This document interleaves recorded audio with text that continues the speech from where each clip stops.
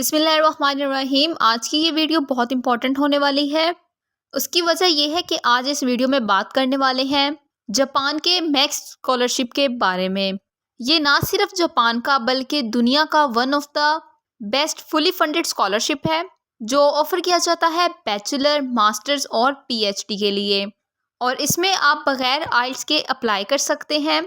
और ये एक फुली फंडेड स्कॉलरशिप है जिसमें कोई फ़ी नहीं होती। उसके अलावा आपको मंथली स्टाइपेंड मिलता है और आपको ट्रैवलिंग अलाउंस भी मिलता है। आज की इस वीडियो में आपको बताने वाले हैं कि यूनिवर्सिटी ट्रैक में आप बेसिकली किस तरीके से अप्लाई कर सकते हैं।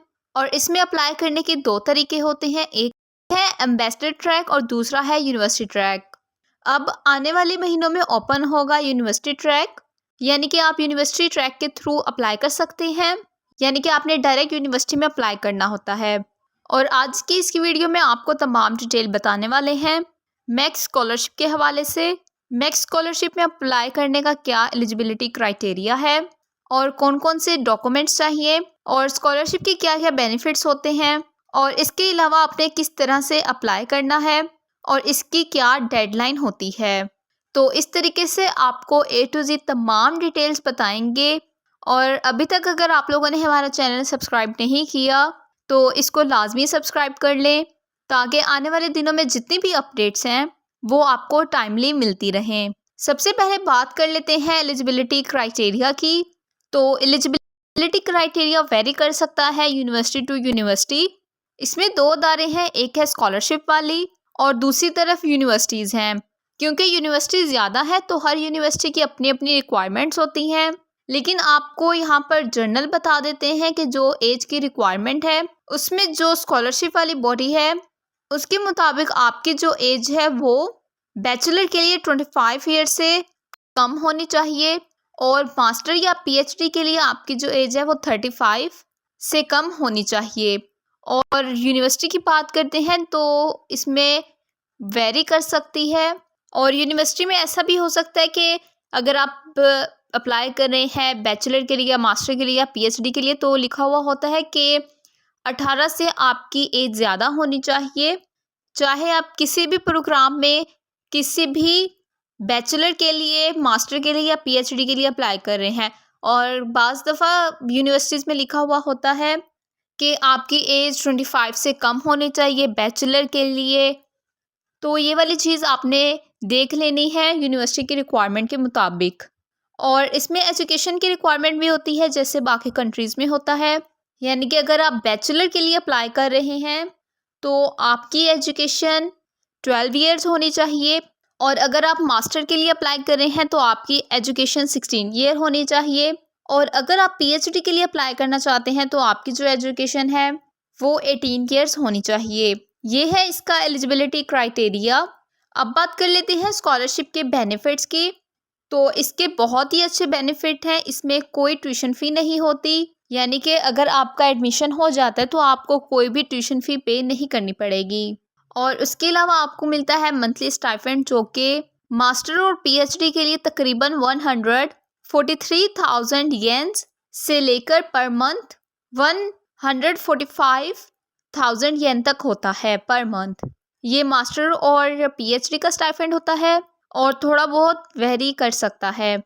और उसके अलावा अगर मंथली स्टाइपेंड बैचलर की बात करते हैं तो उसका 173,000 येन पर मंथ, ये इतना मंथली स्टाइपेंड होता है बैचलर के लिए। उसके अलावा आपकी अकोमोडेशन और ट्रैवलिंग अलाउंस, यानी कि आप अपनी होम कंट्री से जब जापान में जाएंगे तो वो वाले जो एक्सपेंस होंगे वो भी इसी फुली फंडेड स्कॉलरशिप में कवर किए जाएंगे। तो इस तरह से ये आपको तमाम बेनिफिट्स मिलते हैं अगर आपकी सिलेक्शन हो जाती है जापान के इस फुली फंडेड स्कॉलरशिप के थ्रू बैचलर, मास्टर या फिर पीएचडी के लिए। अब बात कर लेते हैं डॉक्यूमेंट्स रिक्वायरमेंट की कि अगर आप मैक्स स्कॉलरशिप में यूनिवर्सिटी के थ्रू अप्लाई करना चाहते हैं तो कौन कौन से डॉक्यूमेंट्स की ज़रूरत होगी। तो जो डॉक्यूमेंट्स की रिक्वायरमेंट है वो वेरी करती है यूनिवर्सिटी टू यूनिवर्सिटी। और जो यूनिवर्सिटी की रिक्वायरमेंट है डॉक्यूमेंट्स की उसको आपको फुलफिल करना होगा। तो आपको कुछ जनरल डॉक्यूमेंट्स बता देते हैं जो कि मेजॉरिटी यूनिवर्सिटीज़ में सेम है। उसमें सबसे पहले आपके पास पासपोर्ट होना चाहिए और ये एक कंपलसरी डॉक्यूमेंट है। और उसके बाद आपके पास एक अच्छी सी सीवी बनी हुई होनी चाहिए, वो भी इंटरनेशनल फॉर्मेट में। और थर्ड नंबर पर आपके पास रिसर्च प्रपोजल होना चाहिए, specially for master and for PhD. और उसके अलावा आपको चाहिए एजुकेशनल डॉक्यूमेंट्स, यानी कि आपके पास जितनी भी प्रीवियस डिग्रीज हैं, ट्रांसक्रिप्ट्स हैं, वो आपके पास होने चाहिए। और उसके बाद आपको चाहिए इंग्लिश प्रोफिशिएंसी लेटर, जो कि बनेगा आपकी प्रीवियस यूनिवर्सिटी से। और यहाँ पर एक इम्पोर्टेंट पॉइंट ये है कि चंद एक यूनिवर्सिटीज़ ऐसी हैं जिसमें आइल्स कंपलसरी है, और ज़्यादातर यूनिवर्सिटी में आप इंग्लिश प्रोफिशिएंसी लेटर के साथ भी अप्लाई कर सकते हैं। और उसके बाद आपको चाहिए लेटर ऑफ रिकमेंडेशन, जो कि बनेगा आपके प्रीवियस यूनिवर्सिटी से।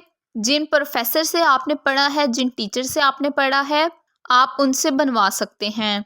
और उसके अलावा आपके पास एसओपी, मोटिवेशनल लेटर, इनमें से कोई यूनिवर्सिटी इन दोनों में से एक डॉक्यूमेंट को लेगी, तो आपके पास ये भी होना चाहिए।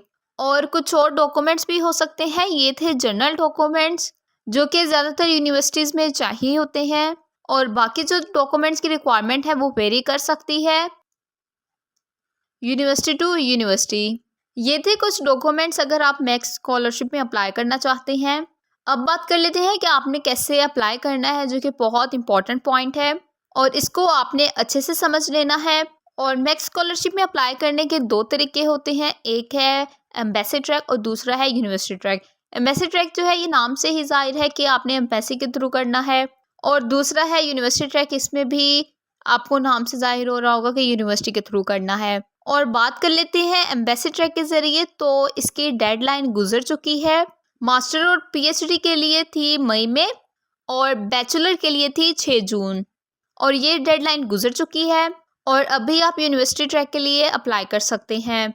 और जो एम्बेसी ट्रैक है इसकी डेडलाइन वेरी करती है यूनिवर्सिटी टू यूनिवर्सिटी। जो भी कंट्री है इसमें जापान की एम्बेसी डिसाइड करती है कि उसकी क्या डेडलाइन होगी, और ये वेरी करती है कंट्री टू कंट्री। और जबकि यूनिवर्सिटी ट्रैक है इसमें वेरी करती है डेडलाइन यूनिवर्सिटी टू यूनिवर्सिटी। और इसमें जो अप्लाई करने का तरीका है एम्बेसी ट्रैक में, जो आपके डॉक्यूमेंट्स होते हैं वो आप सबमिट करते हैं एम्बेसी में, जबकि जो यूनिवर्सिटी ट्रैक है इसमें आपने अपने डॉक्यूमेंट्स भेजने होते हैं यूनिवर्सिटी में। और एक और इम्पोर्टेंट पॉइंट कि अभी वीडियो बनाने का पर्पस ये था कि आप अपने प्रोफेसर्स को ईमेल करें एक्सेप्टेंस लेटर के लिए, और जब आपको एक्सेप्टेंस लेटर मिल जाए फिर उसके बाद आप यूनिवर्सिटी ट्रैक के लिए अप्लाई करें। जबकि एम्बेसी ट्रैक में ऐसा नहीं होता। और अगर आप एम्बेसी ट्रैक में अप्लाई करते हैं तो इसमें जो डॉक्यूमेंट्स होते हैं वो डायरेक्ट आपने एम्बेसी को सबमिट करवाने होते हैं, जबकि जो यूनिवर्सिटी ट्रैक होता है इसमें पहले आपने ईमेल्स करनी होती हैं प्रोफेसर्स को एक्सेप्टेंस लेटर्स के लिए। एक्सेप्टेंस लेटर लेने के बाद आपने फिर अप्लाई करना है यूनिवर्सिटी के पोर्टल पर, जो भी उस यूनिवर्सिटी में अप्लाई करने का तरीकाकार है। हो सकता है कि वो कहें कि ये ऑनलाइन पोर्टल है, आप अपनी एप्लीकेशन को यहाँ पर सबमिट करें।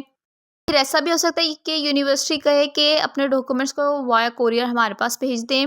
जो भी तरीकाकार है, या फिर कोई गूगल फॉर्म होगा, आपने उसके थ्रू यूनिवर्सिटी में अप्लाई कर देना है। और फिर अगर आप सिलेक्ट हो जाते हैं तो आपकी प्रोफाइल यूनिवर्सिटी स्कॉलरशिप कमेटी को भेजती है, और फिर वो डिसाइड करेंगे कि स्टूडेंट को सिलेक्ट करना है या नहीं। यानी कि 2 इंस्टीट्यूट हैं, पहले यूनिवर्सिटी, उसके बाद फिर स्कॉलरशिप कमेटी। और ये तरीका होता है। उम्मीद है कि आप लोगों को सारी चीज़ें समझ आ गई होंगी। फिर भी अगर आप लोगों का कोई भी सवाल हो तो आप लोग कमेंट करके पूछ सकते हैं, आप लोगों को गाइड कर देंगे। वीडियो अच्छी लगी तो इसे मस्त लाइक कर दें, और हमारे चैनल लेसन पॉइंट हब को सब्सक्राइब कर दें, ताकि मजीद ऐसी इन्फॉर्मेटिव वीडियोज़ के नोटिफिकेशन सबसे पहले आप लोगों को मिल सके। मिलते हैं नेक्स्ट वीडियो में, तब तक अल्लाह हाफिज़।